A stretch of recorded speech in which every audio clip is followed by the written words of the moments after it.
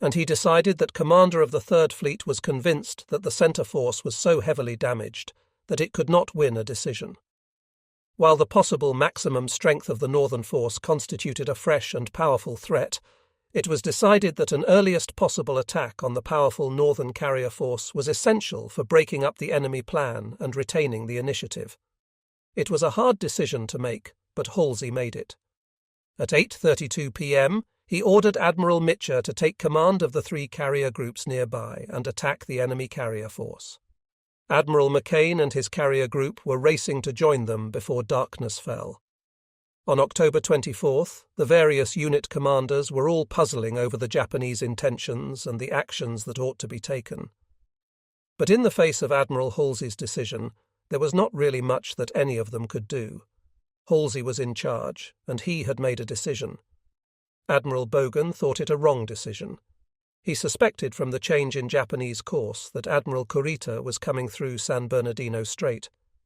The intelligence from the night carrier Independence also indicated this, and Halsey had ordered the Independence to have planes in the vicinity of the Kurita force just before dark to shadow the enemy and keep him informed of Japanese movements.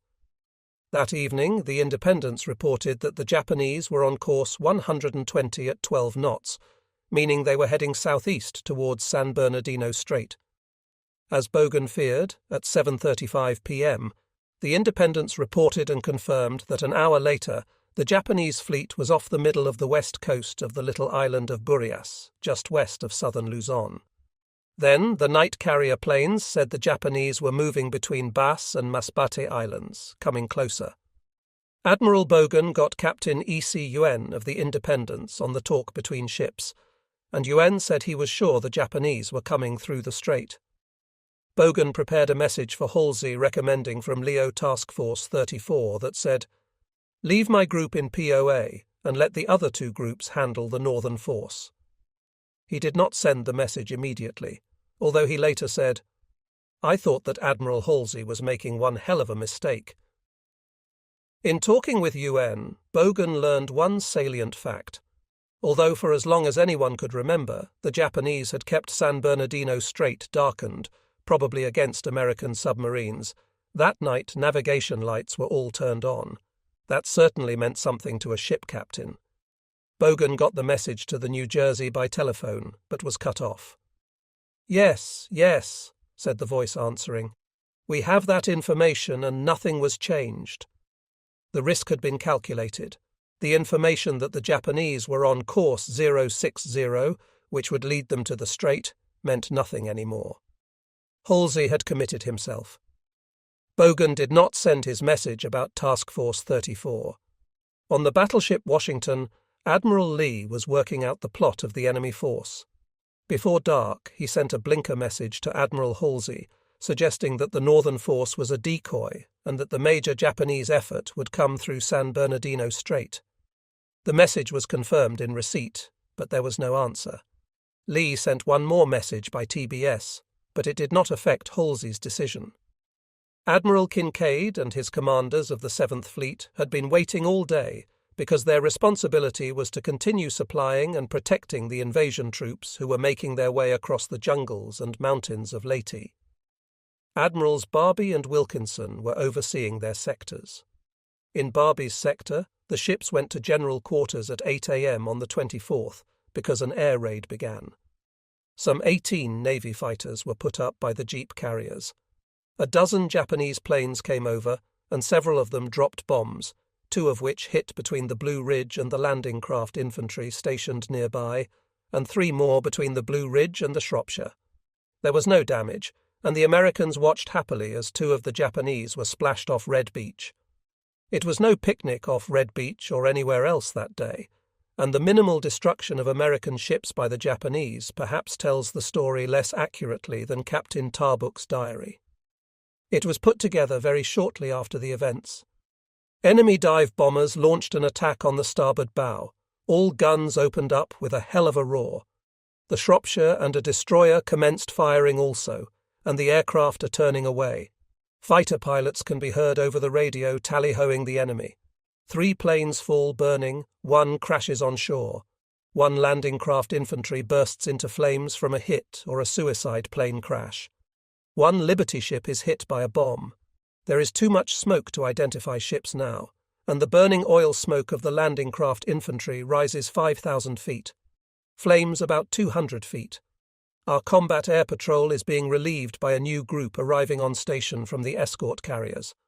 The support aircraft circuit announces the splashing of over 20 enemy planes, and the unloading of men and supplies continued through this hail. That morning, the fleet made smoke to screen itself during the air attack, and then let the smoke die when the attack was over. By afternoon, the two landing forces had put ashore 144,000 men and 244,000 tons of supplies and equipment. Since the beginning of the invasion, the Americans were established and had a tremendous stake on shore, and 141 ships lay in the Gulf. The Japanese were coming in harder and harder. At 3 p.m. there was another alert and another attack. The sky was spotted with flak, and the small craft were making smoke again. A Betty skidded by the side of the Blue Ridge, Barbie's flagship, under fire from a destroyer, and a Zero came by on the port quarter, both unscathed. The Japanese were getting bolder, and the attacks were more frequent. Captain Tarbuck noted, "A Hellcat shot one Val down in his sight, and then another Val went down." By 3 p.m., the men of the fleet were learning that a battle was brewing with ships coming in from both the Sulu Sea and Mindoro Strait. The Japanese air attacks continued, and as the day wore on, the smoke over the Gulf became so intense that when explosions were heard, usually on the Blue Ridge, no one could guess what they might be. At 6:45 p.m., the moon began rising in its first quarter, and then 9 Japanese PBYs came in through the mix, most of them to be shot down by the American fighters.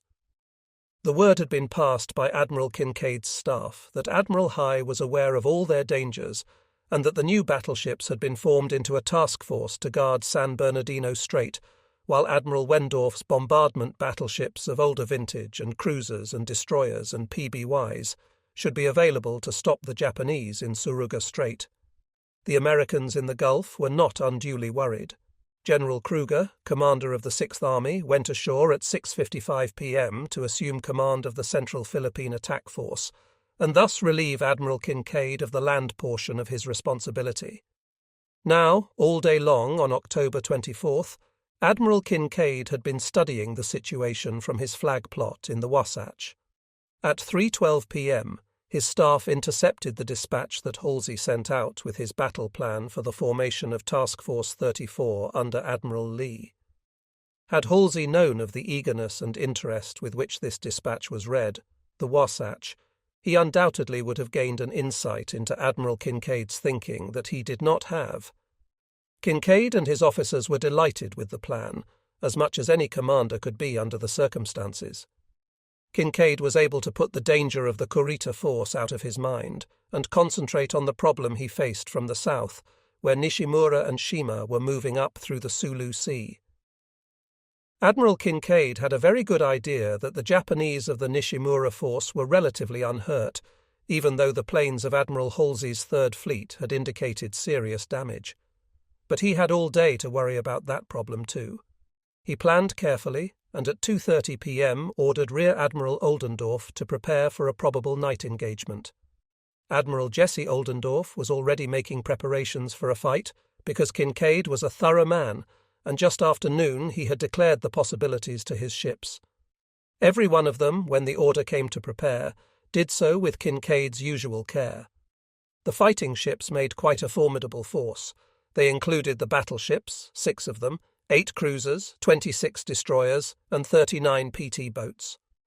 Admiral Oldendorf had been waiting. He, like everyone else, expected a Japanese attack of some kind on the American forces in the Gulf. When the word came, things began to happen. The amphibious flagships closed up on the Liberty ships and lesser vessels in San Pedro Bay. The flagships were marvelous vessels, triumphs of communication genius, but except for anti-aircraft weapons, they were unfit to defend themselves. You could not have everything on one ship, and long ago the American Navy had learned that a commander of an amphibious force was better off in a special ship than in a battleship or cruiser with guns belting down the communications every few minutes. The cruiser Nashville was also stationed near these ships, for it bore precious cargo indeed, General MacArthur. What the Japanese would not give to kill or capture MacArthur? To do so would almost have been worth any price that the show operation cost. All concerned were aware of the necessity of keeping a special eye on the Nashville and the ships around her. A close screen of destroyers was thrown around these ships to protect them at all costs, and so there would be no mistakes about friends and foes. Admiral Kinkaid said that all ship movements into and out of Leyte Gulf would end at sunset. Yes, Oldendorf was waiting. He had not been fooled by the apparent ease with which they had landed the forces on the beaches of Leyte. He expected light, fast forces of the Japanese to try to interfere with the transports. Indeed, for 4 nights he had kept his battleships south of the transports guarding the southern entrance to Leyte Gulf, and his cruisers had been off to port of the battleships. He had not been sleeping at the switch. Rear Admiral R.S. Berkey's close covering group, originally made up of 4 cruisers and several destroyers, was closer into the transports. Berkey had been reduced by 1 cruiser when the Australia took that diving plane early in the operation, but was still strong enough in force for the job to be done. So the southern group reported. Oldendorf prepared when this group was reported. Admiral Kinkaid directed me to prepare for a night engagement, and battle plans were drawn so that a night action could be fought with an enemy coming through Suruga Strait from the south, or attempting to enter Suruga Strait from the Pacific to the east. One thing to remember in reading about these battles is the huge question mark in the mind of every commander as to the intentions of his enemy. Knowing now what the Japanese were doing and why, a writer can speak glibly, but in the study of the materials of war, it is apparent that much more was guessed, sometimes rightly and sometimes wrongly, by commanders on both sides than was ever known to them by observation. Admiral Oldendorf did not know, as of the afternoon of October 24th, just what the Japanese were going to do. He merely had some very strong suspicions and acted on them. As information continued to come in, it was manifest that the southern force was actually going to attempt to penetrate the strait, although it was greatly inferior in size and strength to the force under my command. Admiral Oldendorf prepared his battle plan unhurriedly, and sent copies of it over to Rear Admiral G.L. Weir, who was in command of the battleships, and to Rear Admiral R.S. Berkey in the Phoenix, who was to command the right flank forces facing Suruga Strait, which runs between Leyte and Dinagat Islands. There were destroyers on the right flank against Leyte and destroyers on the left flank off Dinagat facing the strait. There were Berkey's cruisers on the right flank next to Leyte. Admiral Oldendorf's fleet was positioned on the left flank next to and behind Little Hibberson Island. The battleships were positioned to fire over the lesser ships. Admiral Oldendorf commanded the fleet, with Rear Admiral T.D. Ruck leading Battleship Division 4, Rear Admiral T.E. Chandler leading Battleship Division 2, and Rear Admiral R.W. Haler in charge of Cruiser Division 12. The force was ready and in position by darkness on October 24th. Admiral Kinkaid and his commanders were aware of Admiral Halsey's plan to form Task Force 34 to guard the San Bernardino Strait. Kinkaid was more concerned with his own issues, including battleships moving up and down at the head of the strait, with cruisers and destroyers positioned at the bow and stern. The PT boats available were limited, with only 20 out of 50 functional, but their numbers improved when a fight was imminent. The American admirals were well prepared. They decided to conserve armor-piercing shells for enemy battleships and hold fire until the Japanese battleships were within 20,000 yards. The destroyers were low on torpedoes and had used most of their 5-inch ammunition against the beaches. The battleships had an automatic position at the head of the Gulf, known as crossing the T, where one force would steam faster than its opponent and cut sharply across the enemy's bow. This allowed all guns on one side to bear on the enemy ships as they came into range. Admiral Oldendorf was not just crossing the T, but making it, applying the strategy of never giving an opponent an even break. The American force awaited the Japanese, including Destroyer Squadron 54 under Captain J.B. Coward, who was granted permission to join the battle. On October 24th, the Japanese were moving into an area of confusion. Destroyer Division 23, part of the Shima striking force, was delayed in Manila Bay due to refueling issues. Attacked by American planes, the Wakaba sank, and the Hatsuharu and Hatsushima were damaged. The division returned to Manila Bay on October 25th.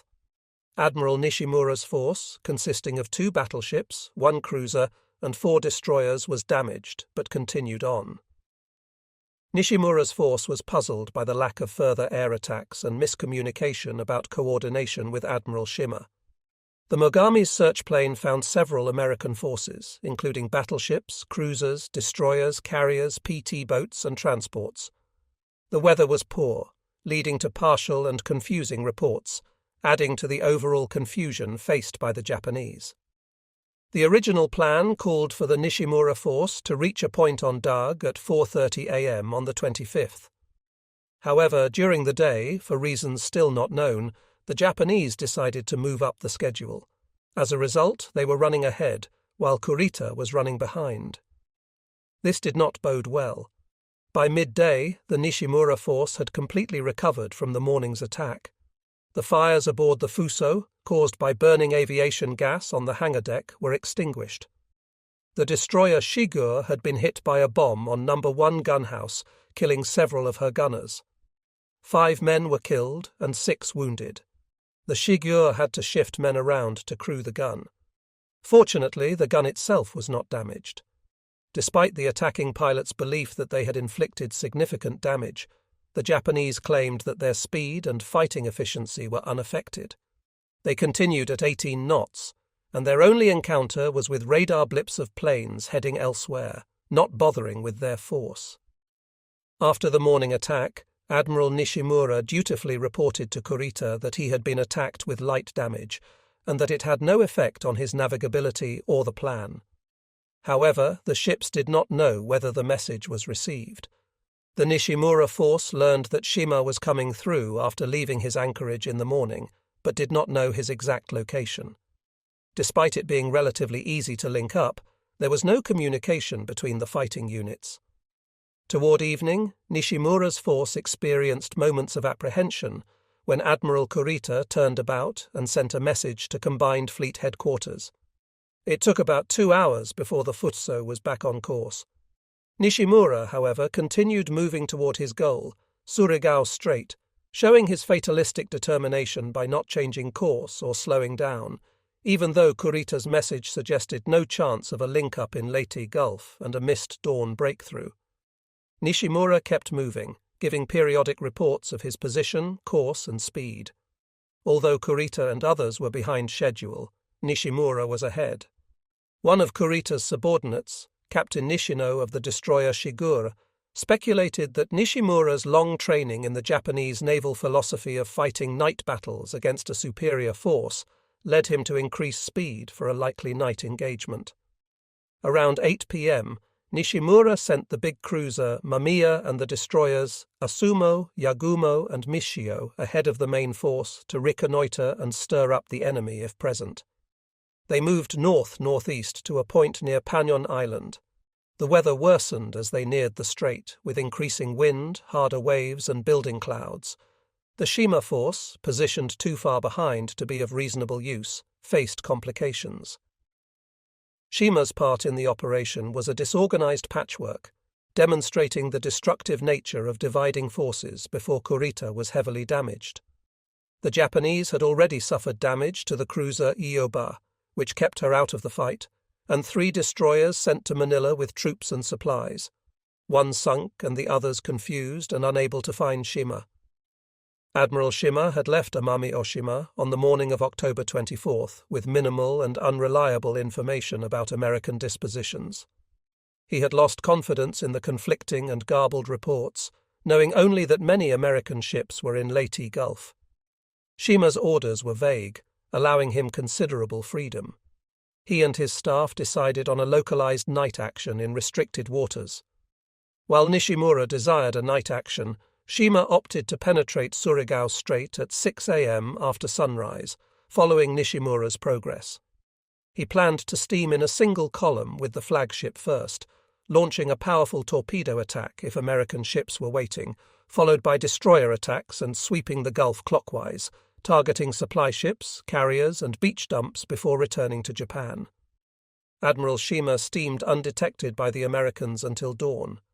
Afterward, he slowed to 18 knots following Nishimura's advancement in attack timing. Shima advanced his attack time but did not synchronize it with Nishimura. Late in the afternoon, confusion increased in Shima's force with messages about Kurita's turnabout and subsequent flurry. Nishimura's dispatch, intercepted by Shima's ships, indicated he was steaming on despite Kurita's actions. The officers feared Nishimura was heading into a dangerous situation alone. Kurita's message caused Shima to adjust his plans.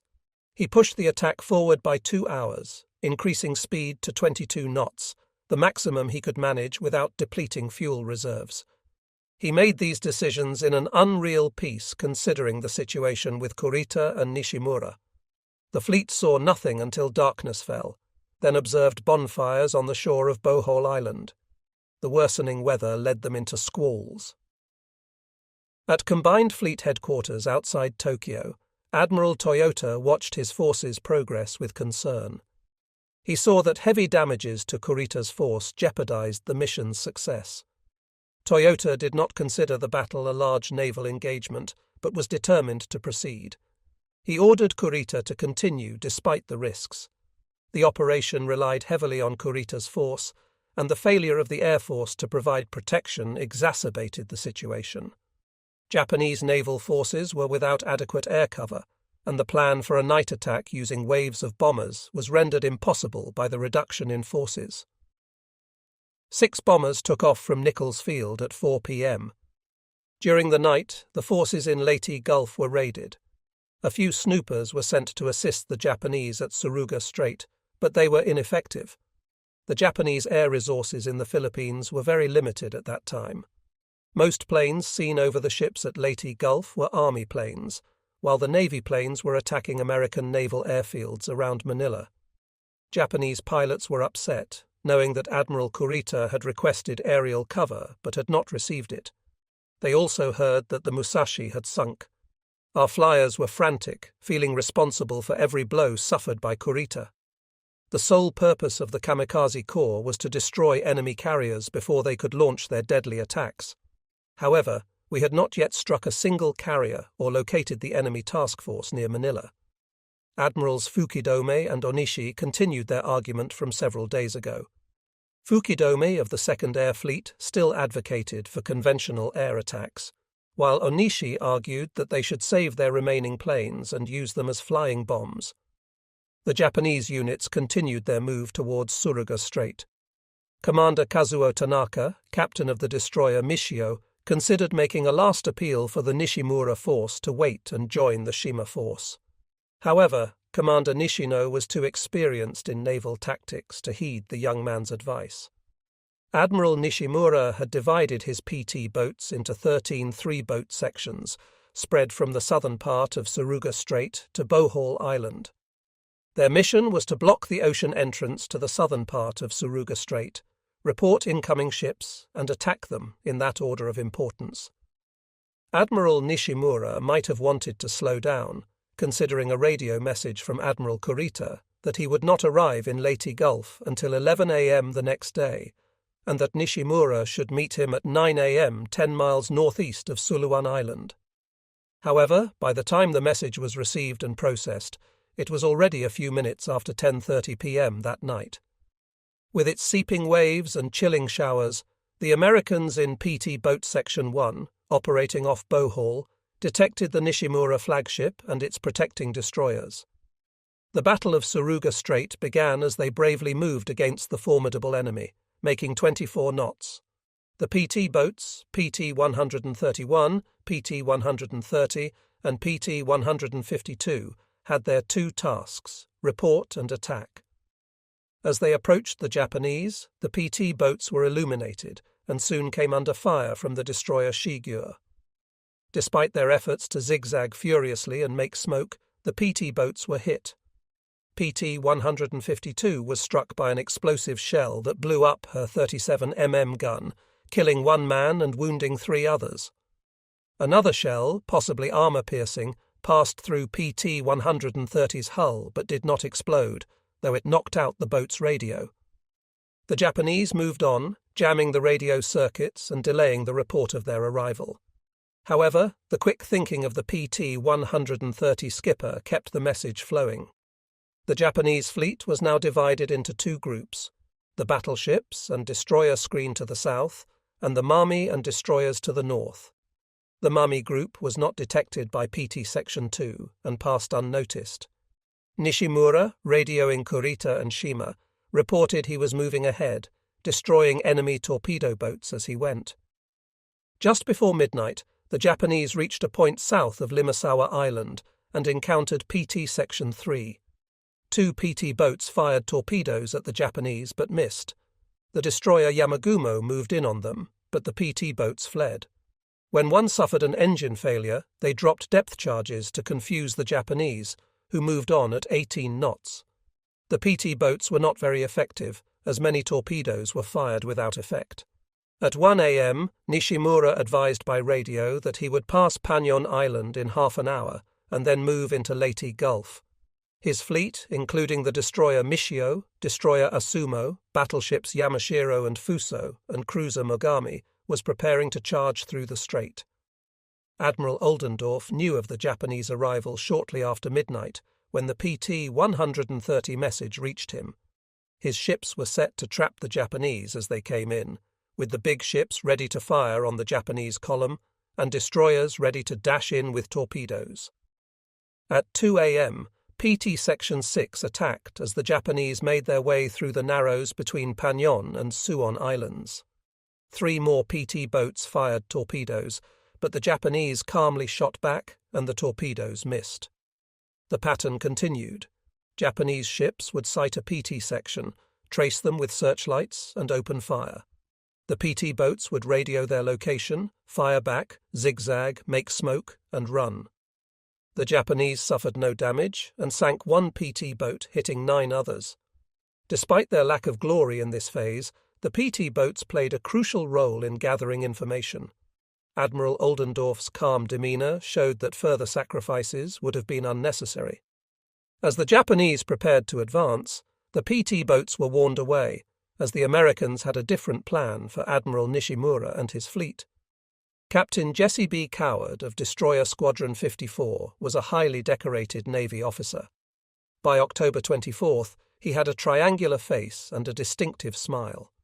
On the afternoon of October 24th, he anticipated action as Admiral Oldendorf released him from his routine submarine picket duties. Captain Coward split his squadron into 3 parts, 1 section under his command, another under Commander Richard H. Phillips, and the 3rd for screening transports and command ships. The USS Melvin's action report described the crew's fatigue and anticipation for action. When word of a night surface action was passed at 7 p.m. on October 24th, interest was revived. The plan was to execute a torpedo attack if action was confirmed. Captain Coward set up rendezvous points and made announcements to his squadron. At 1:10 a.m., Admiral Oldendorf reported the PT's sighting of 3 star shells or flares 10 miles away, possibly dropped by a plane.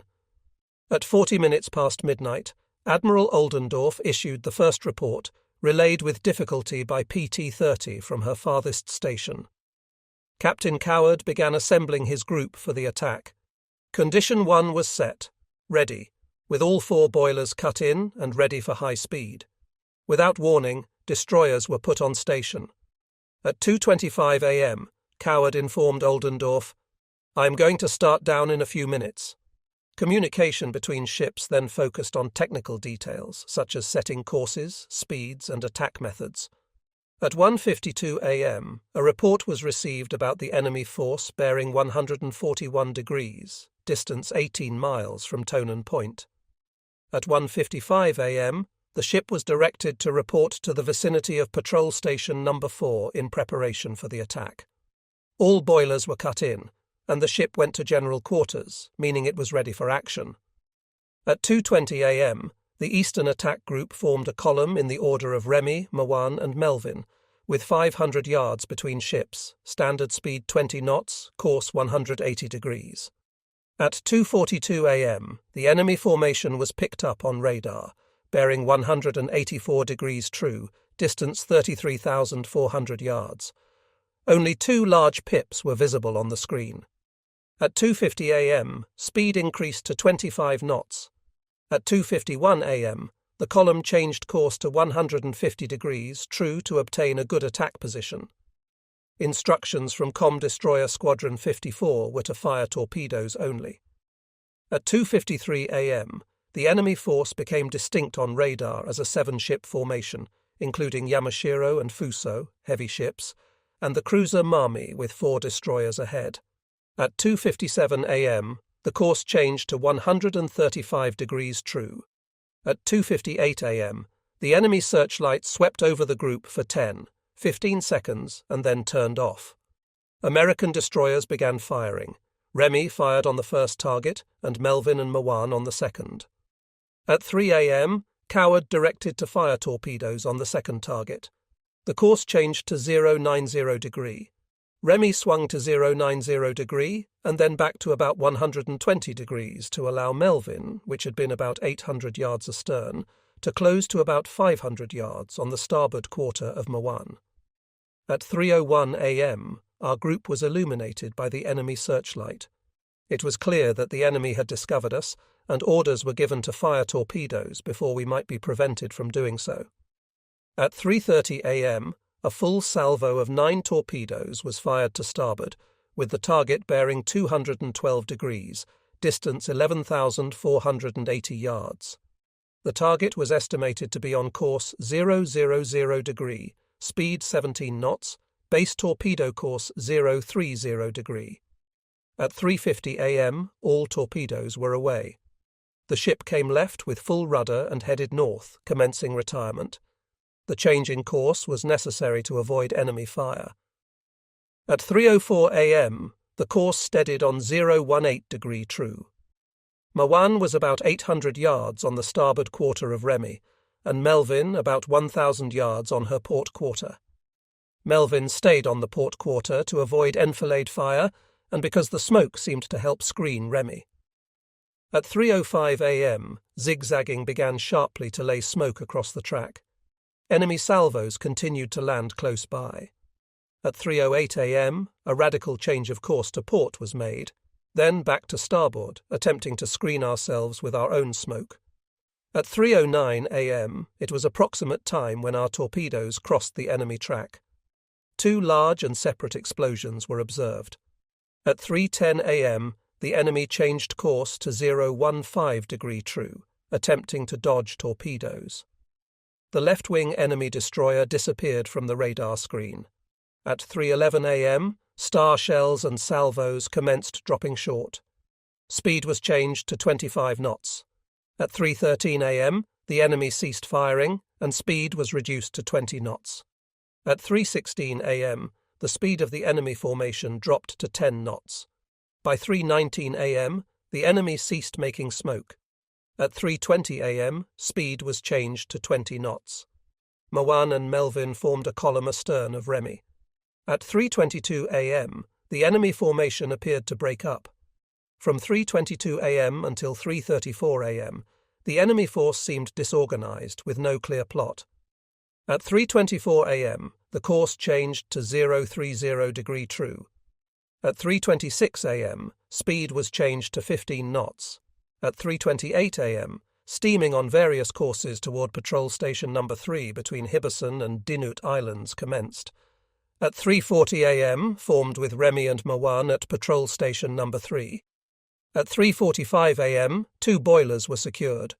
At 6:19 a.m., resumed normal patrol duties.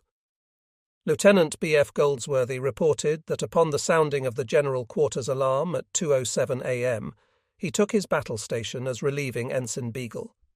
The captain addressed the crew, promising to do his duty. The ship was illuminated by searchlights, and orders were given to stand by torpedoes. At approximately 2:30 a.m., Goldsworthy had the impression that the ship was being fired upon. Torpedoes were fired in rapid succession following the captain's orders. Seaman Second Class Ezra L. Khan reported that just before firing torpedoes, the enemy began throwing star shells. The ship smoked heavily to cut down the light. Torpedoes hit the target, and the captain later announced success. Attack on Surrey Strait. At the southern entrance to Surrey Strait, several torpedo boats launched an attack. These boats were quickly brought under fire. The enemy fired perhaps 10 torpedoes at the Mami, according to the Japanese report, but none hit their target. Neither did any torpedo hit the battleships or the destroyers. The Japanese were aware that they had damaged one torpedo boat, but were uncertain about the status of the others. At 2 a.m., the Japanese reported sighting 2 enemy destroyers at 6,500 meters and opened fire without illuminating them with searchlights. The enemy craft withdrew under a smokescreen. For some reason, the Japanese admiral did not consider that the enemy might have launched torpedoes before withdrawing and did not change course. 10 minutes after spotting the first pair of destroyers, a second pair was sighted behind the smoke, and torpedo boats were also seen underneath a parachute flare. The Japanese observed torpedo wakes and began evasive maneuvers, but it was too late. Here is Mami's account. A direct torpedo hit on the starboard side of Fuso caused the ship to list to starboard and lose speed. Fuso fell back, and Mami moved on behind Yamashiro's second battleship. Several torpedo attacks were received, making it almost impossible to fire on the enemy ships. It became difficult to distinguish between friendly and enemy ships due to the evasive actions. A Sumo was seen with her bow severed and pouring forth smoke. A direct torpedo hit was observed on Michio, severing her bow. A direct torpedo hit was also observed on Yamashiro, apparently near the bow. The American attack surprised the Japanese, who were confident in their night action superiority. Commander Nishino of the Shigure initially believed that the American destroyers did not fire a shot or release a torpedo, but merely came, saw the Japanese, and then withdrew. However, the Japanese were experiencing a squall, which may have influenced their perceptions. Commander Nishino's description differed from that of Mami's survivors. The torpedo attack was received from both port and starboard sides, with hits registered on the first 3 destroyers. The third destroyer, Yamaguma, sank. Michio and Asumo were hit, and those that did not sink were rendered unnavigable and fell out of the formation. The hits that sank Yamaguma came from the port side. The shore took evasive action and avoided all torpedoes, which was relatively easy given its heading northeast at the moment of the attack. The torpedoes that passed close to them likely came from the west, but this was not certain.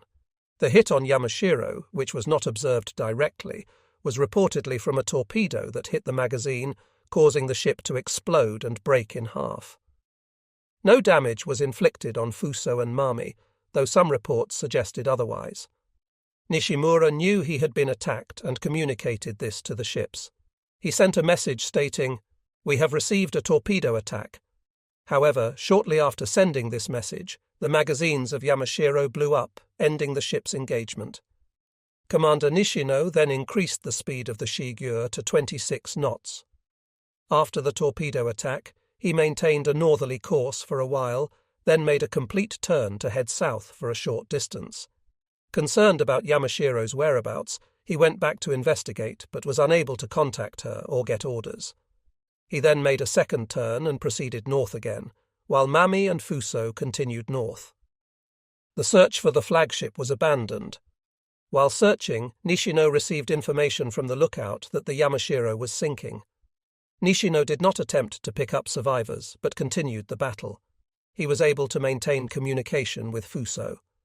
Rear Admiral Masami took charge of the Japanese force. The confusion was nearly complete, and the Japanese ended the battle with little information or survivors, making it difficult to piece together the true story. American perspective. Admiral Morrison later pieced together the American side of the battle. When Captain Coward's destroyers attacked from both flanks and then withdrew at 35 knots, the surprise was complete. The Japanese had underestimated the American skill in night action.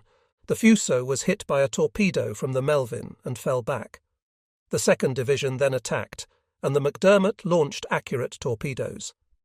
It was later decided that the McDermott hit 3 Japanese destroyers, Yamaguma, Aiyo, and Asumo. The first blew up and sank, the second began to sink, and the third had her bow blown off but managed to limp away. The Monson hit the Yamashiro, causing a jolt but not stopping the Japanese flagship.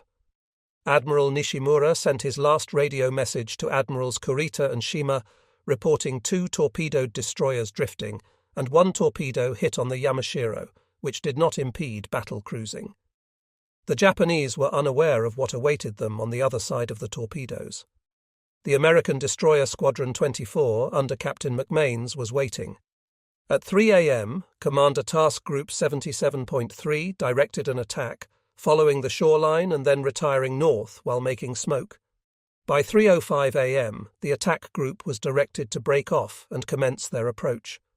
The enemy, turning south to avoid torpedoes, was attacked by the American destroyers, who were initially unnoticed. At 3:30 a.m., Attack Group 12 fired its torpedoes. The torpedo run took about 7 minutes, during which loud underwater noises were reported. Following the torpedo attack, gunfire was opened, and the enemy responded with vigorous fire. The destroyers faced small and large splashes from enemy gunfire, but at 3:45 a.m. they began hitting the enemy hard with 5-inch guns. Fires were started on 2 or more Japanese ships, and 1 large ship was dead in the water, a fine torpedo target for the Hutchins. The Hutchins reported 2 hits out of 5 torpedoes, but then withdrew. The Japanese confusion was apparent. Despite radar searches, the enemy force was not located, and the remaining American force decided to withdraw. As Captain McMains finished his run, the Fuso had been hit and fallen out of column. The Yamaguma had sunk, and the Mishio and Asumo were in bad shape. In the final stages, Mami, Fuso, and the cruiser Mami were still in action, but no longer functioning as a unit. Admiral Oldendorf sent in the last destroyer squadrons. Only 5 Japanese ships were afloat, and 4 were still moving toward the American line. The destroyers continued to attack, with varying success. Admiral Oldendorf observed and directed the battle from his flagship. Destroyer Squadron 54 reported the approach of the enemy, previously picked up by radar. And as the plotting continued, the enemy approached in 2 groups, which appeared on the radar screen as an echelon formation. Upon reporting, the enemy Destroyer Squadron 54 attacked and then retired, followed closely by Destroyer Squadron 24. An interesting feature of this attack was that when the destroyers attacked, they did so fairly close together. The enemy radar evidently was not very discriminating as to bearing, so the 2 destroyers appeared as one blip on the enemy screen. Consequently, they fired at the center of the blip, which made their shells fall exactly between the attacking destroyers, ensuring that none of the destroyers in this attack were hit.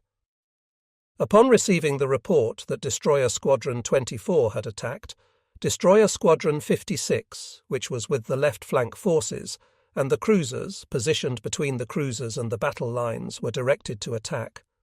As Destroyer Squadron 56 moved out for the attack, I asked the captain of my flagship what the range was. His reply was 17,000 yards. I asked him if he had a good setup, and he replied yes. I then gave the order to open fire. Prior to this, I had closed the battle line into the flank forces, so the battle line was only about 2,000 to 3,000 yards to the northward of the cruisers. Upon giving the order to open fire, it seemed as if every ship in the flank forces and the battle line opened fire simultaneously, creating a semicircle of fire that landed squarely on one point, the leading battleship Yamashiro. Explosions and fires were immediately noticed. The West Virginia, leading the battle line, opened fire and fired directly over the Louisville, Allendorf's flagship, which was the leading ship of the left flank forces. This allowed me to get a good bird's-eye view of exactly what a salvo of 16-inch shells looks like when they go overhead and hit a ship.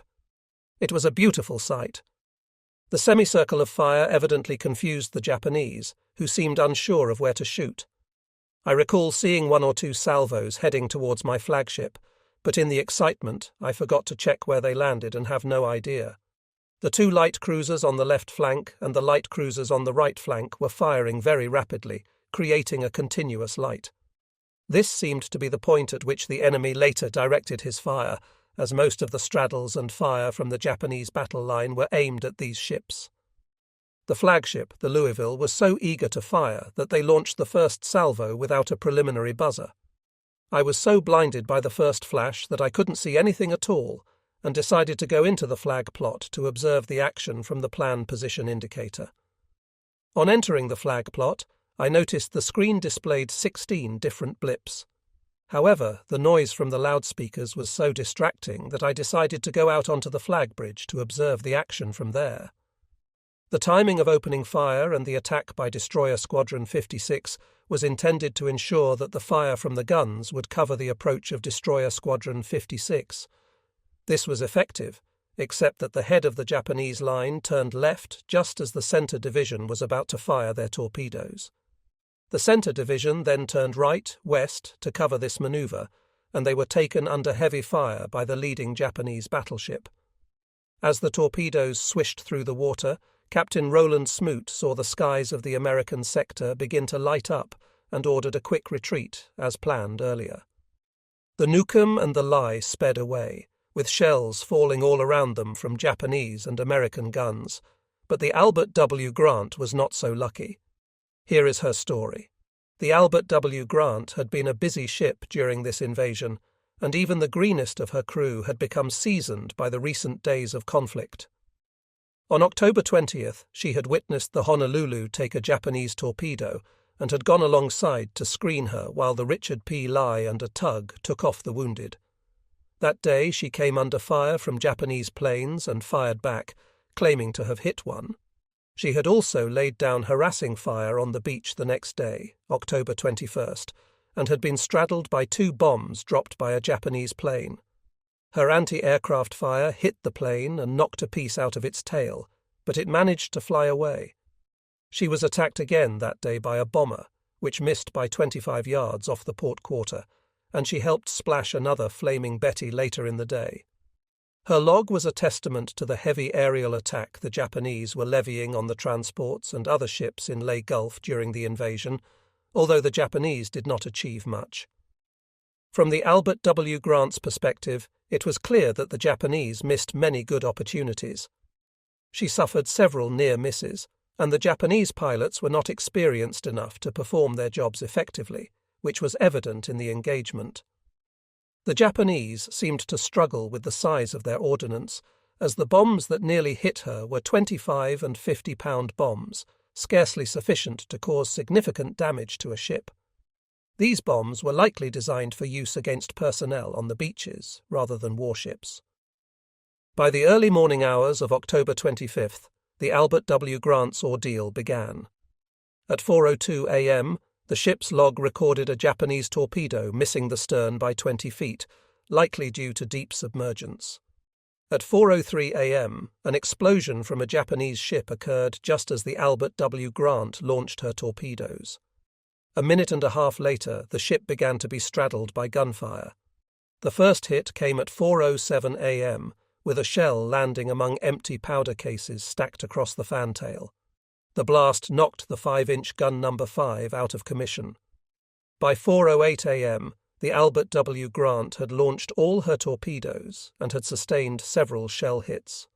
Steam was pouring out of the number 1 stack, and the forward fire room and forward engine room were out of commission.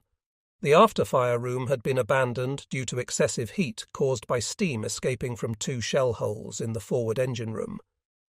Despite these challenges, the Albert W. Grant continued to follow her division leader in column, but more trouble ensued. Additional shell hits riddled the ship, hitting the forward waterline, flooding the forward store and forward crew's berthing compartment, and causing an explosion in the 40 mm gun number 1, which led to a fire. Other hits included damage to the starboard boat davit, killing the medical officer, 5 radio men, and nearly the entire midships repair party. Additional hits included the forward stack, port motor whaleboat, low-order explosion in the galley, and further damage in various compartments. All lights, telephone communications, radars and audio systems were out of commission. Steering control shifted to AF2 and A2. Minutes later, the ship was losing speed, steam pressure was dropping, and officers began to investigate. Acts of heroism began as the ship started to go dead in the water. Captain Commander Tar Niswanger was far from being lost in these actions. He went below and rescued injured and blackened men from the steaming engine room. Lieutenant BBV Lyon Jr., who had been relieved by the captain, attempted to enter the forward spaces, but was unable to due to the intense heat and steam. He managed to secure the boilers and found that one could still be operated. He assembled a makeshift crew to light off the boiler, with men working in relays due to the extreme heat. Eventually they got the boiler going, restoring power to the ship. Lieutenant W.J. Crissy was stationed forward with Repair Unit No. 1 when the first shell hit. He sent Seaman Edwards below to check for water and power. He provided aid to the wounded being brought to the forecastle, gathered 4 men who didn't know how to give care, and showed them how to assist. Despite the overwhelming damage and the challenging conditions, the Albert W. Grant's crew displayed remarkable bravery and resilience. Lieutenant Crissy and the crew turned to save the ship and men. He led the crew to plug holes in the hull and got emergency pumps working. Even J.P. Marsh got permission to leave his battle station in the Director and went below to the ammunition handling room, where he found temperatures rising to 130 degrees. He organized a crew and began moving ammunition by hand because the power was out. He toured the magazines and found those under guns No. 1 and No. 2 in danger of flooding.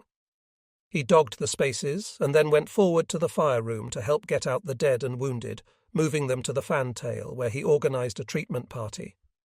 Ensign F.D. Case was hit by shrapnel when one of the first shells came in. Severely wounded and weak from loss of blood, he refused help and set about aiding others.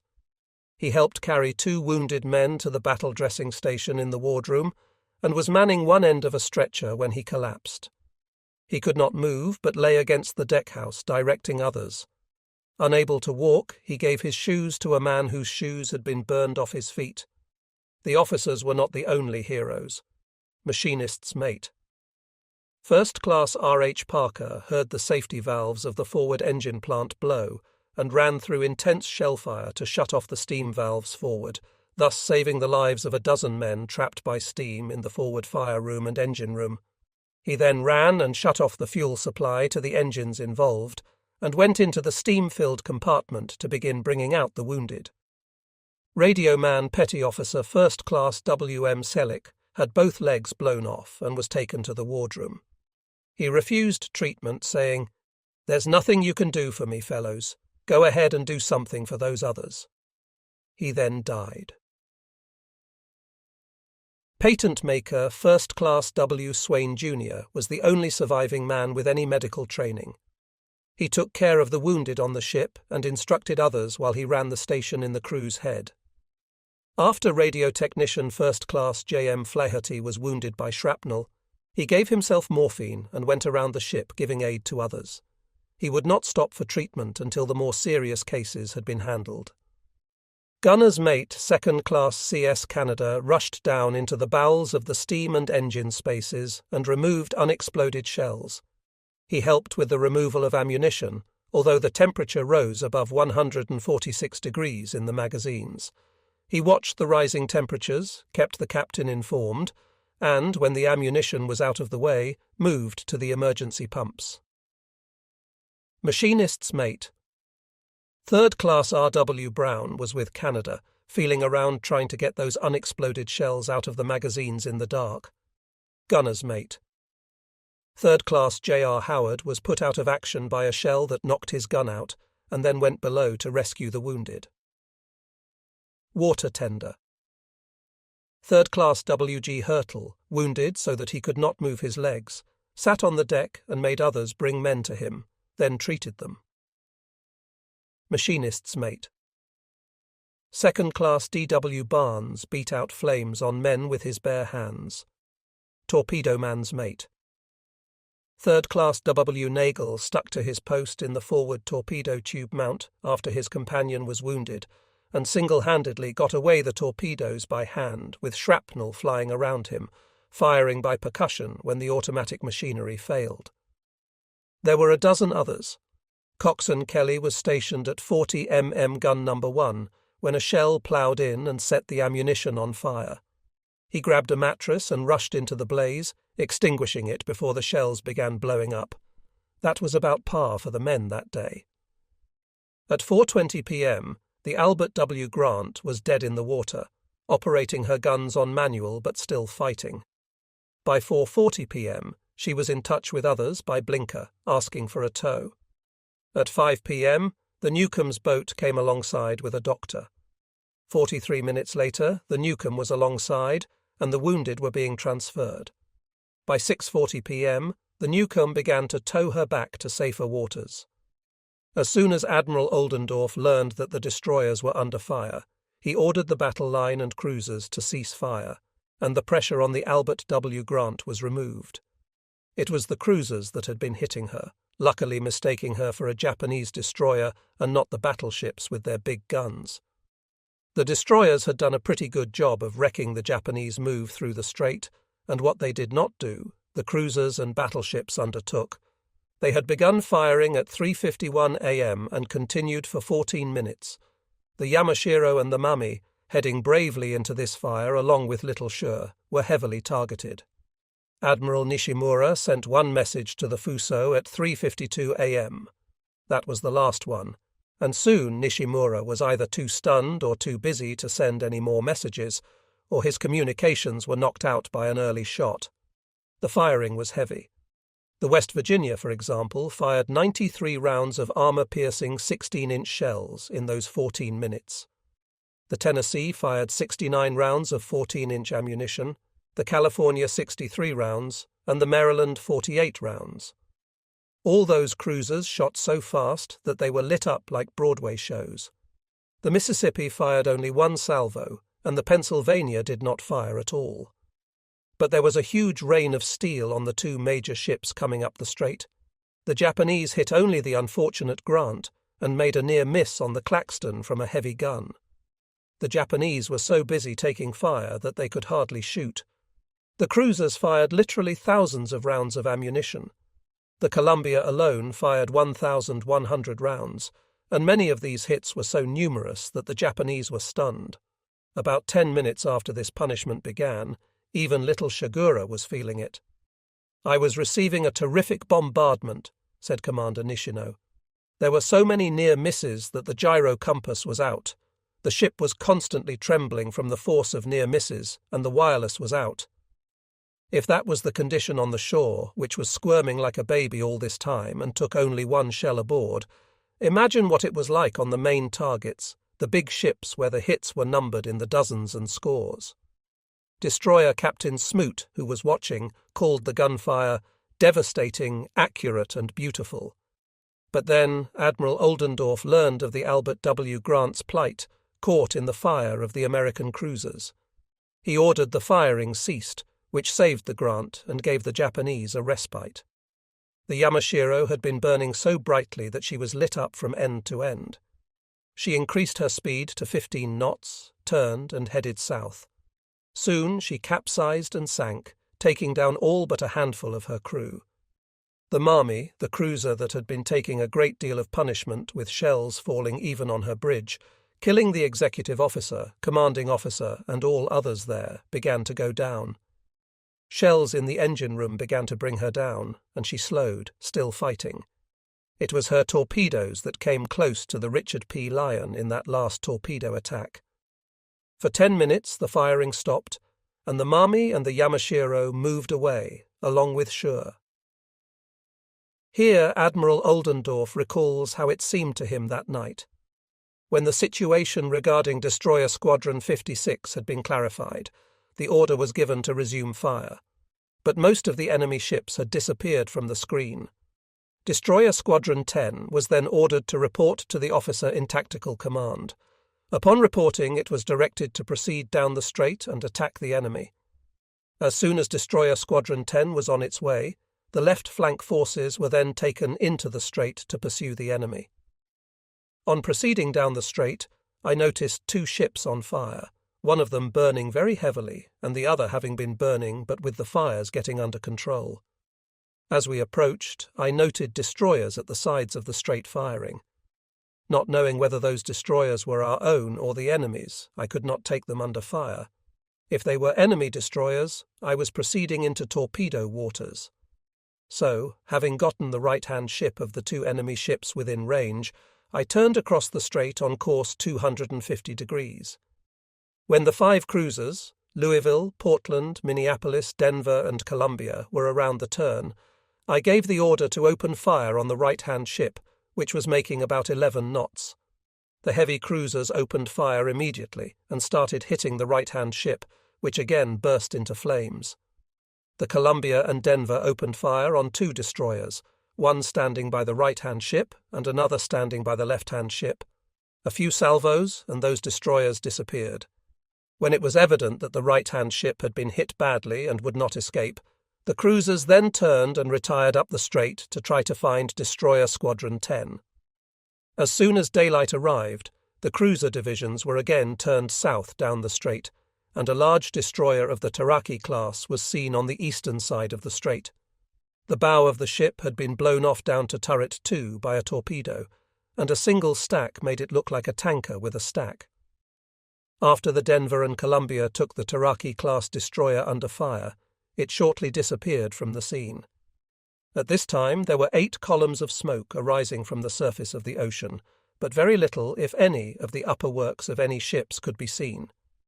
A plane was fired from the Louisville to investigate and attempt to ascertain if there were any ships to the southward of this group of burning ships, which were about in the middle of Suruga Strait. The plane's report was negative. Just about this time, Admiral Kincaid sent a message to Admiral Oldendorf reporting that the escort carriers east of Leyte Gulf were under heavy fire. Oldendorf was to move to that scene as quickly as he could. Oldendorf had just sent down 2 destroyers to pick up Japanese survivors, but now recalled them. As a result of this and the unfriendly natives on the Philippines shores, there were very few survivors of the sunken Japanese ships. As Admiral Oldendorf turned, the Mami, burning and smoking, was moving south with the Shur moving along too. They were all that remained of Admiral Nishimura's force, the hulks in the water, half of the Fuso still floating, and the survivors swimming, trying to decide whether to face the Filipinos with their guns and bolos, or the sharks and other dangers of the sea. As far as Admiral Nishimura was concerned, all that had happened occurred between 3 a.m. and 4:19 a.m., the time at which the Yamashiro capsized and sank, taking down the admiral and all but a handful of his crew. If he did not send any messages to Admiral Shima coming up behind him, there was less reason to believe this was a matter of jealousy or pique than a question of communications. If Shur's communications were out and she was not even hit, then what must have been the state of the Yamashiro when she had thousands of shells thrown at her?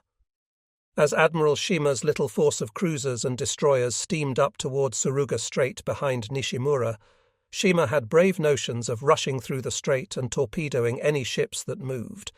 In fact, he was thinking in terms of doing what the Americans did to Admiral Nishimura. The weather for Shima continued to worsen as it had for Nishimura, and from 10 p.m., Shima's force had the feeling that it was being tracked by American torpedo boats.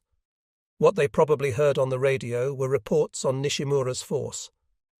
About midnight, Shima's communications men heard over the voice radio that Nishimura was engaged.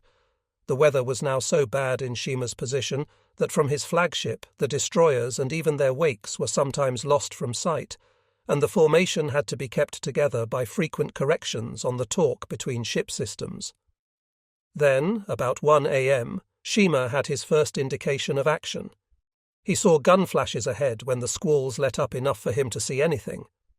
The voice radio was fragmentary and most unsatisfactory this night. The fragments were both tantalizing and frightening. A report from the commander of Battleship Division 2 indicated that they had been hit by 1 torpedo. Then, infuriatingly, there was dead silence. Another transmission from Nishimura ordered a turn, obviously a battle maneuver, followed by more silence. Admiral Shima's ships were also experiencing communication problems. The destroyer Ushio lost her talk between ship's transmitter during the night, making formation keeping a serious problem in the squall weather. A report from one of Shima's staff officers detailed their situation. They suddenly sighted mountains on the port bow through breaking clouds. Shortly thereafter, they were able to make out the coastline, turned 4.5 degrees, and issued orders for the destroyers to fall in astern. Up to this time, they had been unable to confirm positions, leading to separation to the north. The commander of the left flank screening ship, Ushio, with its voice telephone inoperable, swung radically to the left on his own judgment, thereby avoiding running aground. The ship then fell in astern. By this time, the squall had ceased, but visibility remained extremely unfavourable. At midnight, Shima was about 40 miles behind Nishimura. By 3:15 a.m., the situation was worsening. The column had just changed into attack formation with the flagship in the van, and then changed course to 010 degrees out from the Pannon coast. At this moment, American torpedo boat PT-34 launched torpedoes and strafed the attack, alerting the Japanese but not sinking any ships. The torpedoes missed. At 3:25 a.m., the cruiser Abukuma and other ships were swinging left when another PT attack emerged from the darkness. The Abukuma was hit on the port side beneath the bridge by a torpedo, causing it to take water rapidly and soon go down by the bow. Her speed fell to 10 knots, and she dropped out of the formation as the other ships turned north. Shima had no extra ships in his formation to guard the Abukuma, so the cruiser had to fight her own battle and make her way home. Shima's task was to storm the strait and engage the ships in the later Gulf as Kurita came down from the north. On the bridge of the Abukuma, they assessed the damage. The explosion had killed nearly all personnel in the forward radio room, disrupting communications. The Japanese were unaware that PT-137, which had fired the torpedo, was targeting one of the destroyers moving south to join the new battle formation. The torpedo missed the destroyer and hit the cruiser instead. Shima moved on in single battle formation with the Nai ahead, bearing the admiral himself, followed by the cruiser Ashigara and then 4 destroyers in line. They proceeded into storms, squalls, and confusion, only later separated by intelligence and historians. Commander Kim Mori, one of Shima's staff officers, recalled seeing a large fire and a burning fireball a considerable distance ahead. As they approached, they saw 2 large ships on fire, which they concluded were the 2 battleships of Battleship Division 2, Yamashiro and Fuso. In reality, they were the 2 halves of the Fuso, completely on fire. They also saw flashes of friendly and enemy gunfire, indicating that the American forces were engaged in furious combat. By 4 a.m., Shima's fleet had still not found the Americans. The heavy smoke from the battle and the dense radar-absorbing smoke obscured visibility. Shima assumed the enemy was concentrated in the northern sector of Suruga Strait, laying smoke to cut off visibility and preparing radar-directed fire or a simultaneous attack. Shima's plan was for the cruisers to execute a torpedo attack upon detection, followed by the destroyers, with the cruisers supporting the destroyers' battle. However, the Japanese did not know that the Americans had 3 squadrons of destroyers and additional battleships and cruisers available, with only 1 American destroyer out of action.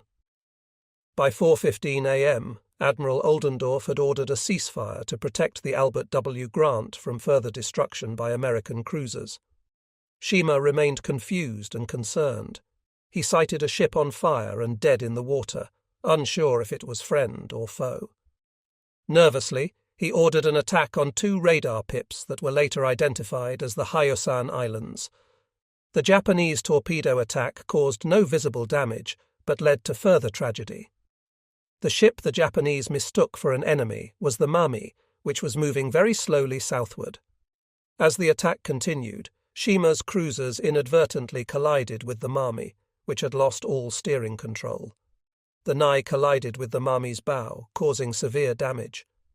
The Nai's speed dropped to 18 knots, and the captain ordered a report on the damage. The Nai was found to be battle-worthy, but Shima decided to withdraw temporarily to regroup and assess the situation. By dawn, Samar had picked up the Abukuma, which had made emergency repairs and was limping south. The Battle of Suruga Strait was over, with the Japanese failing to force their way through and suffering significant losses, including the battleships Fuso and Yamashiro, destroyers Yagumo and Mishio, and the cruiser Mami.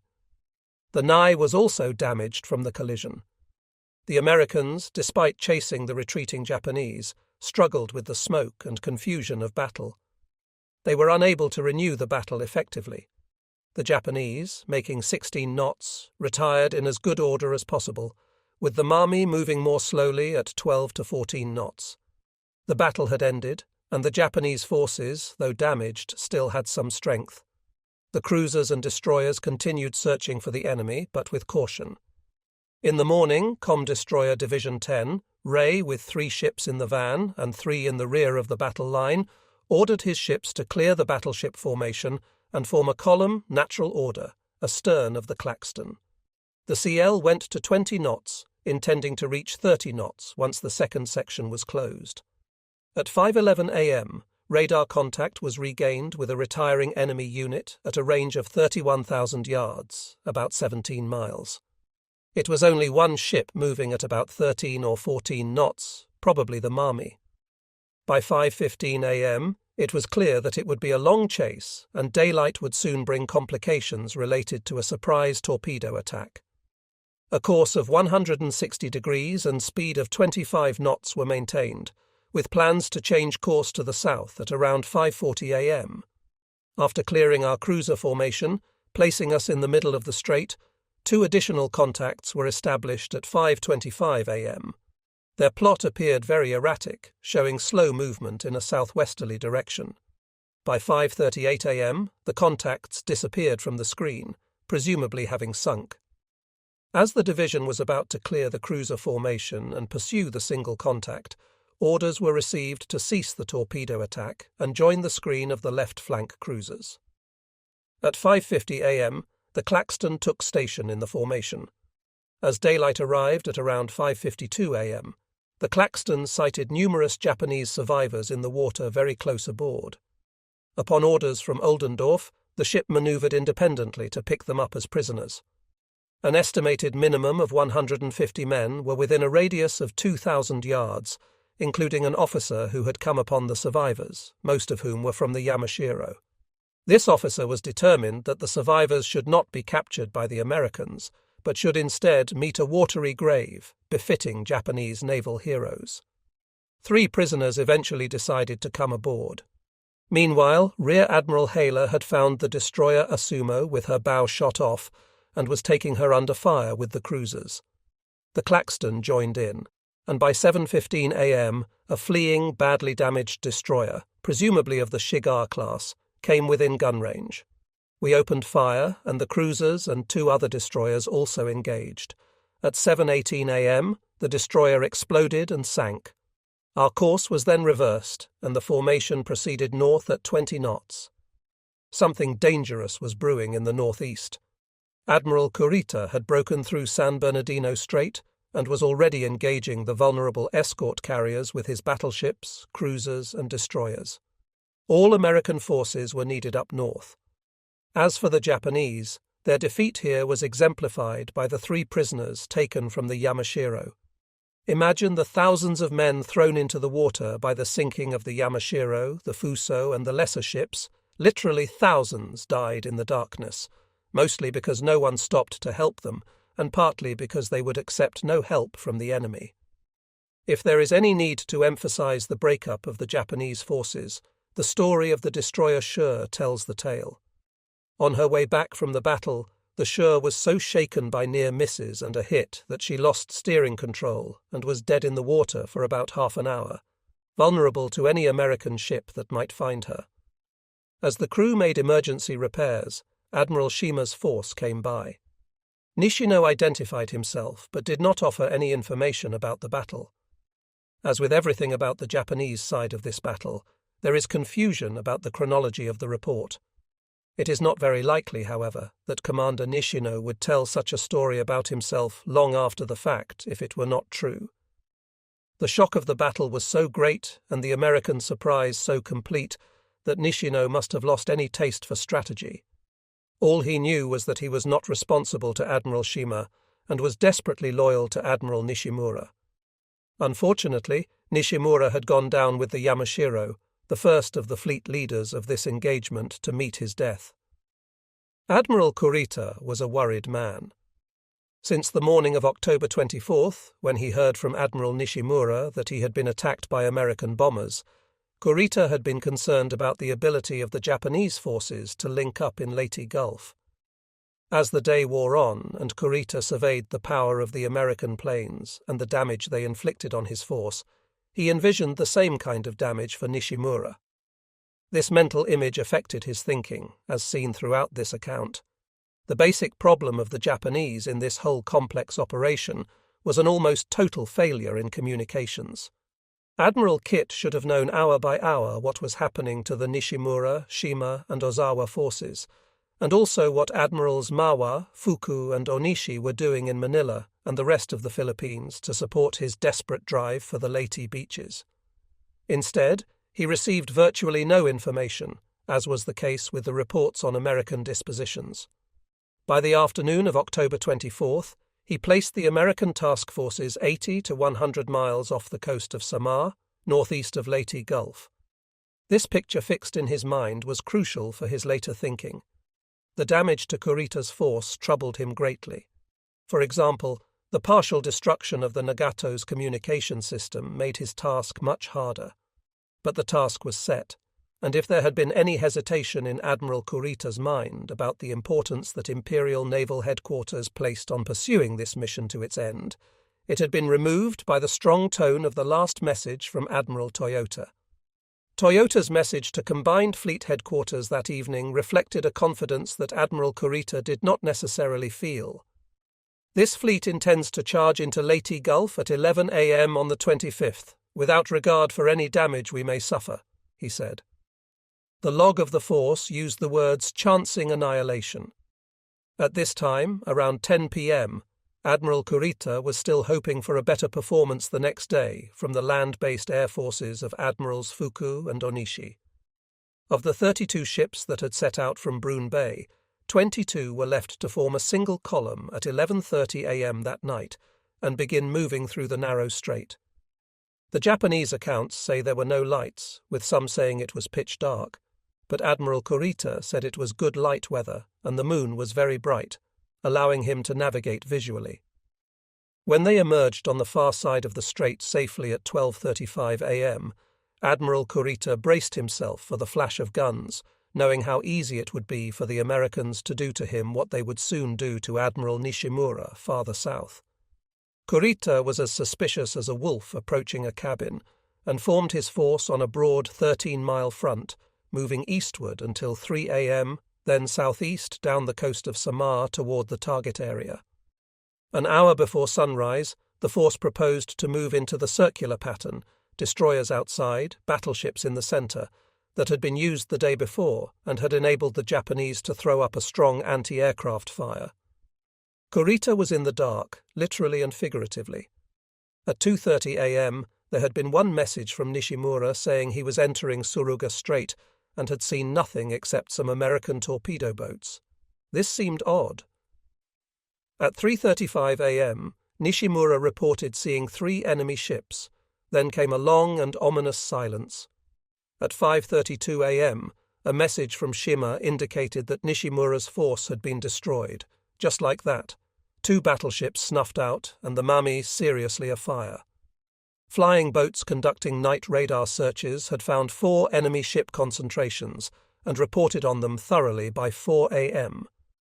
This information was passed along to land-based air headquarters and used as the basis for attack formations for the coming day's operations, but nobody thought to inform Admiral Kurita until long after the Battle of Samar was over. Here is how it looked that night to Admiral Ugaki. "We safely navigated the San Bernardino Strait, taking advantage of the light clouds which filtered the brightness of the moon. At 4 a.m. we changed course to 150 degrees and proceeded south, 10 miles off the coast of Samar. We expected to penetrate Leyte Gulf at 11 a.m. after first rendezvousing with the 3rd Section Nishimura at 9 a.m. at a point 10 miles east of Suluan Island. Communications operations of the reconnaissance airplanes, which had deployed to land bases on the 24th, were not smoothly affected, and we were unable to obtain their reconnaissance reports. The reason, guessed by Admiral Ugaki, was a change of flagship and the inferior communications setup of the Yamato, jamming by the Americans, and inferior base communications facilities in the Philippines. It was the rainy season in this area, wrote Admiral Ugaki, and the weather on the east coast was particularly unfavourable.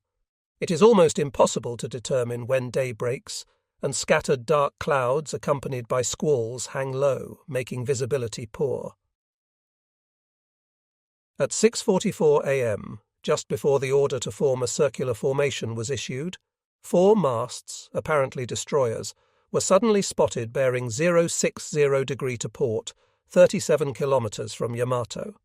This was followed by the sighting of 3 carriers, 3 cruisers, and 2 destroyers.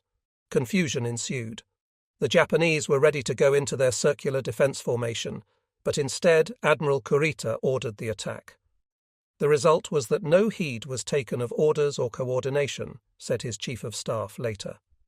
Admiral Ugaki was less harsh in his recall, noting, "It was a surprise encounter since no situation reports had been received since the previous night, and although we had long considered various measures for such an event, the ships were extremely slow in reacting due to their lack of enemy information.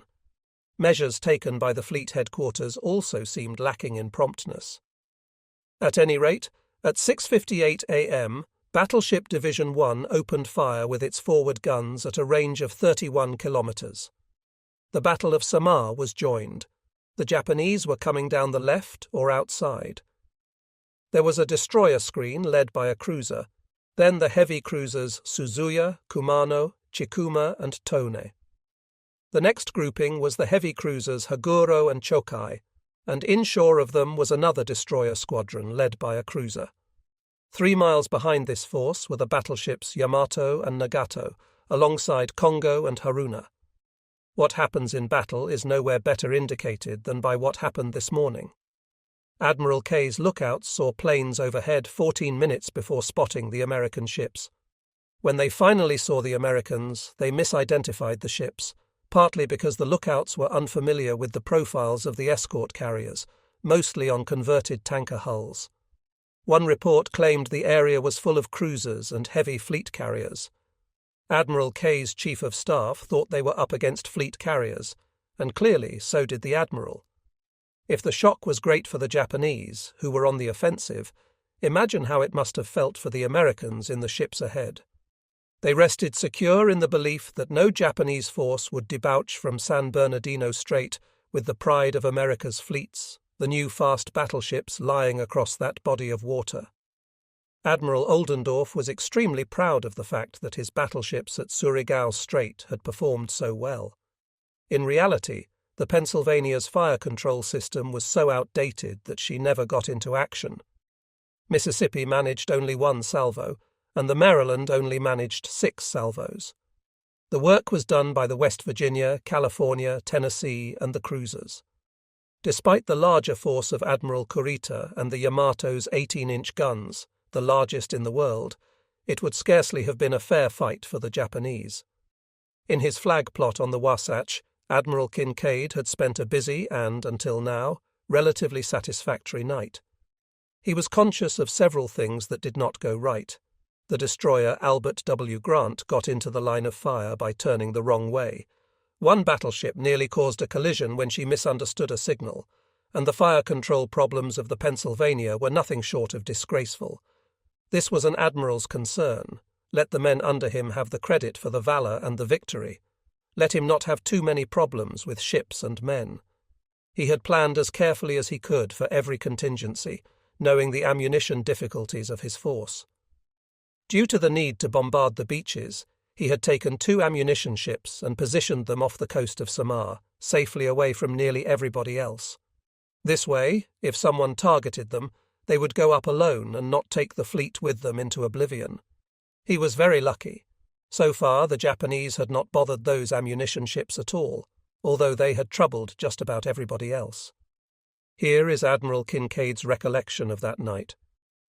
The night before, on the 24th, I had directed Admiral Spragg to have attack groups ready on the deck of the jeep carriers, looking forward to what might be the morning situation. I directed him to send one attack group down into Mindanao to get any stragglers or escapees from the night action, which he did. I had also directed him at daylight to send a search northward along the San Bernardino Strait. I did that mostly out of curiosity to know what had gone on up there, because I thought Admiral Lee was there with Task Force 34. I didn't expect to find anything that we had not planned. I was quite wrong in that. Unfortunately, that search did not get off. Spragg got off his anti-submarine patrols and an attack group against stragglers from the night actions.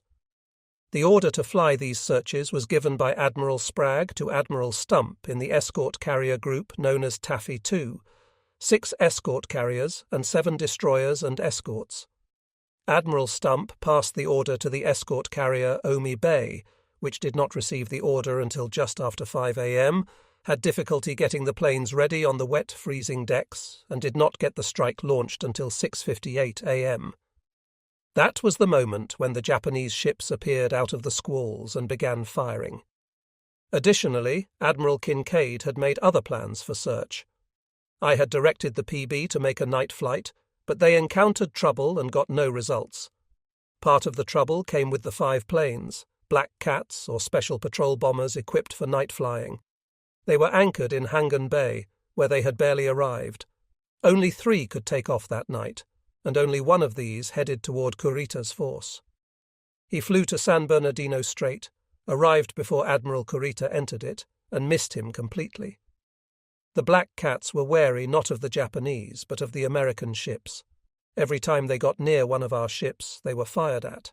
I think they spent most of their time trying to avoid our ships rather than advancing to see what they could find around San Bernardino Strait.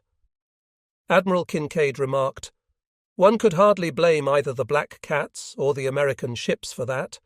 No matter how badly the Japanese air performed in the daytime, a constant succession of Japanese air raids could be heard at night, and they did not sound unlike the PB, particularly in the noises men heard at sea." The circumstances built up as far as Kincaid was concerned. Had Lee been in the Straits with Task Force 34, he would, if he had made any contacts, have reported them immediately to everyone. The mere fact that, in the morning, there was no report from him seemed to indicate that everything was all right. Yet there were little signs of concern even when all the avenues seemed covered. In the middle of the night, or early in the morning of the 25th, I called a meeting in my cabin of the staff and everyone connected with operations to see if there was anything they had forgotten to do, or anything that was going wrong, to see if anything needed change or to be added to. We went over the situation. The meeting ended at 4 a.m., and as Commander Dick Cruzen, the operations officer, was leaving, he turned and said, "Admiral, I can think of only one thing. We've never asked Halsey directly if Task Force 34 is guarding San Bernardino Strait." "All right," said Admiral Kincaid. The message went out, but Halsey did not receive it for 2.5 hours. All this time, Admiral Kurita was steaming in watchful curiosity, wondering why the Americans had left the back door unguarded. Another communications failure occurred at this time. The American escort carriers were moving inshore from their night operating areas off the coast and heading into the northeast wind to launch planes for their various missions. At about 2 a.m., Admiral Kincaid instructed me to prepare to pursue the damaged vessels of the Suruga Strait battle, the ones that had escaped. So we got busy about 3 hours before daylight and loaded torpedoes and heavy bombs to catch the undamaged ones that were escaping, and to dispense with those who were damaged and could not move very fast. Rear Admiral T.F. Spragg was in the southeast of Dinagat Island, so he would send the planes farthest west. Rear Admiral Felix Stump in Taffy 2 was operating off Honohan Island and would take care of the check on San Bernardino and put up an air patrol over the Leyte ships. Rear Admiral Clifford Spragg in the north would also be involved. It was Cliff Sprague's ships that came into sight when Admiral Kurita saw those American masts that morning.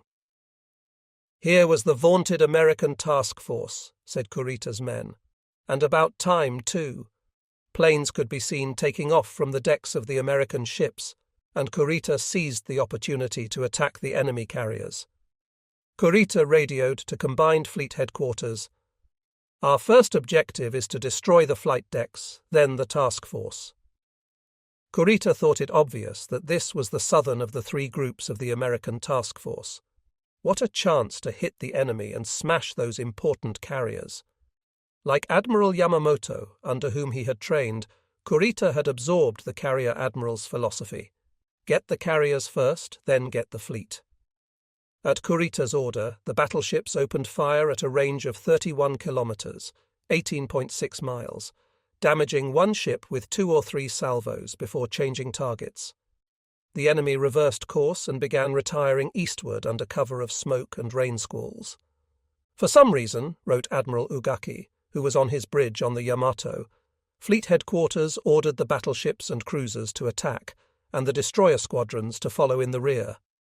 The attack course of the entire fleet was now divided, making one doubt the intensity of the spirit for close-quarter combat.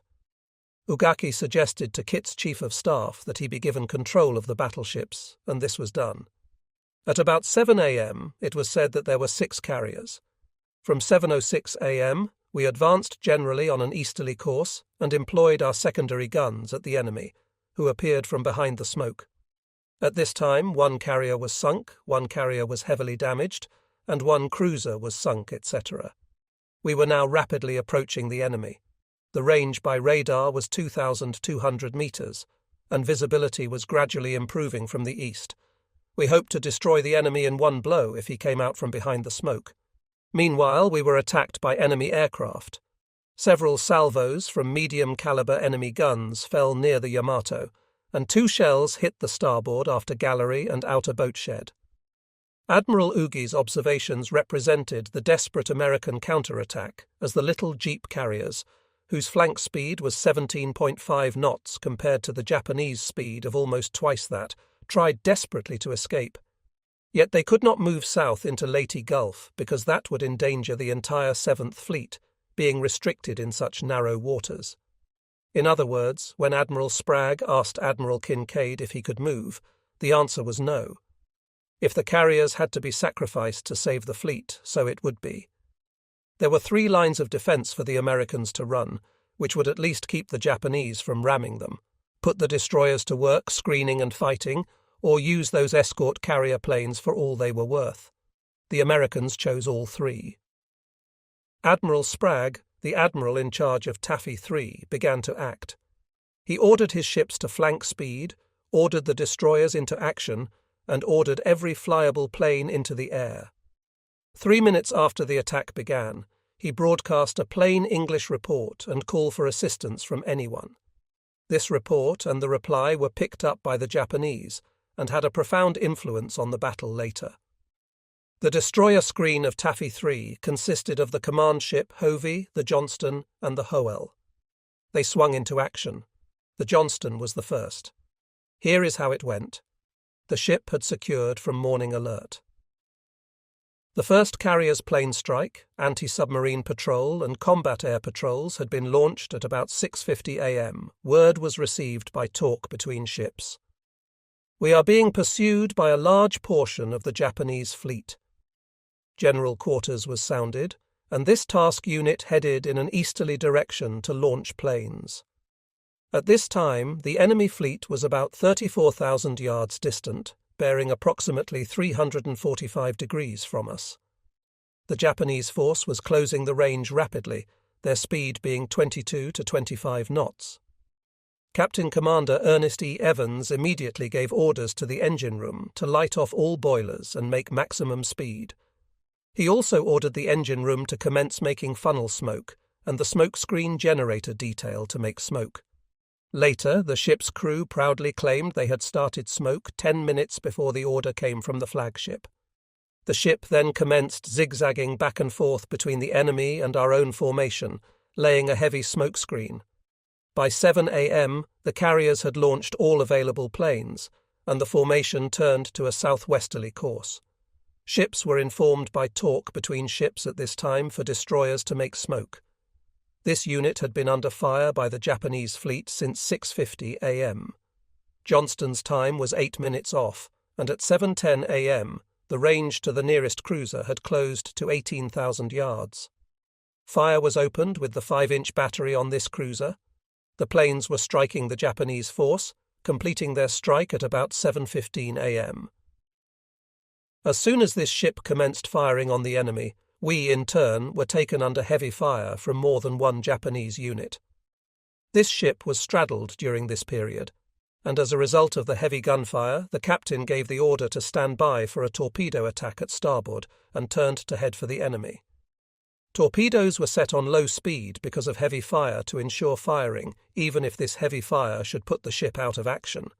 Everything Commander Evans did that day was aimed at smashing the enemy. He was a single-minded, purposeful man, part Cherokee, heavy-set and determined. He was meeting the moment for which he seemed to be created.